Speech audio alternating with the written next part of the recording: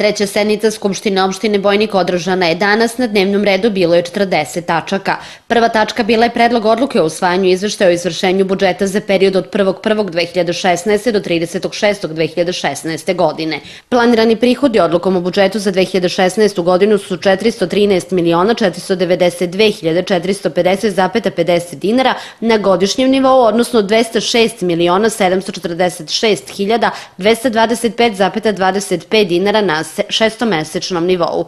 Ostvareni prihodi u periodu od 1.1.2016. do 30.6.2016. godine su u iznosu od 138.089.858 dinara, što procentualno iznosi 66,79%. Odbornici su danas usvojili predloge odluka o usklađivanju poslovanja sa Zakonom o javnim preduzećima, i to Javnog preduzeća za vodosnabdevanje Brestovac Bojnik Doljevac, Javnog komunalnog preduzeća Jedinstvo i Javnog preduzeća Direkcije za puteve, građevinsko zemljište i izgradnju, a usvojeni su i izveštaji o radu ovih preduzeća. Na današnjoj sednici usvojeni su izveštaji o radu Osnovne škole Stanimir Veljković Zele, Tehničke škole Boško Krstić i predškolske ustanove Đuka Dinić u Bojniku. Data je saglasnost i na odluku Upravnog odbora predškolske ustanove o radnom vremenu ustanove i određene visina ekonomske cene po detetu za boravak u predškolskoj ustanovi.